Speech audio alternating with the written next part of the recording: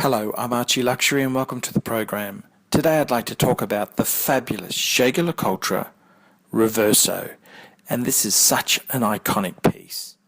And Jaeger-LeCoultre themselves they invented this piece in the early 30s, and the item was put together by a French industrialist by the name of César de Troyes. And he was a guy who made a lot of money in dentistry, particularly in false teeth, dentures. And he'd sought to break into the mechanical watchmaking world. He was a top-end collector.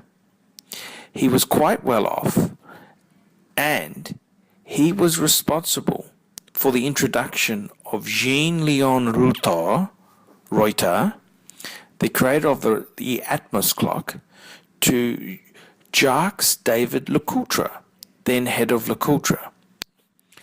And anyhow, in the late 20s, when de Troyes was travelling in colonial India, this is when the British were in charge of India, after a polo match, he spoke with a player who heard of de Troyes' association with watchmaking.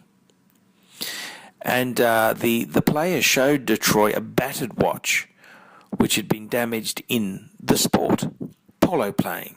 The crystal was shattered, it was all dinted. The player said to de Troyes, "How about you make a watch which can stand the pressure of a polo match?" And with that, the Reverso was born. And de Troyes had the idea, and his partner LeCoultre had the movement manufacturer. And it's quite an interesting story here.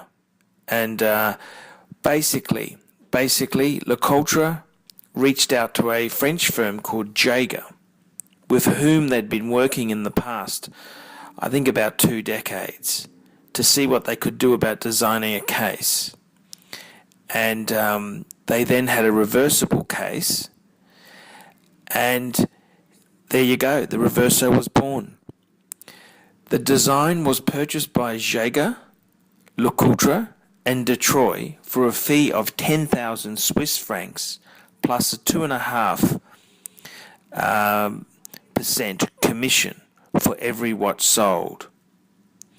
And that's a lot of money for early 30s. And there you go. This is what happened. And so those three were responsible for the Reverso being formed, and it's quite interesting.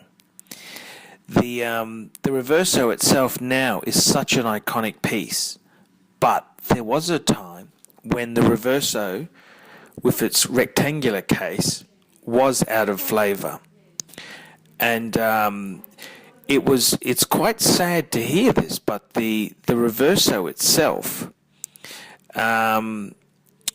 its heyday was the 30s, but when World War II happened, so World War II started late 30s, it was quite a lot of labour and materials needed to make the thing, and it was in the early 80s.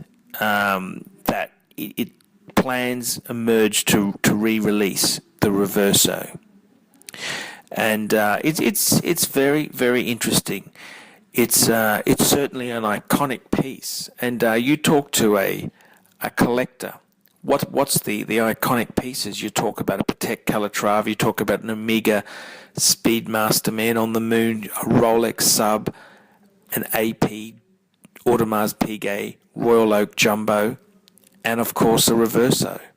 Those are the iconic type pieces, and it's such an amazing piece, and it's a damn good piece as well, because what's happened is, over time itself it's gone from being a sports watch, and it's turned into the ultimate type dress watch, and it's very interesting.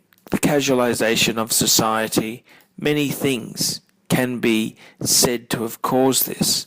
But the Reverso itself is such a great piece, and it's a piece that I think every collector, if you're a serious collector, you need to have one Reverso. I'm Archie Luxury. I hope you've enjoyed this look at some very early Reversos.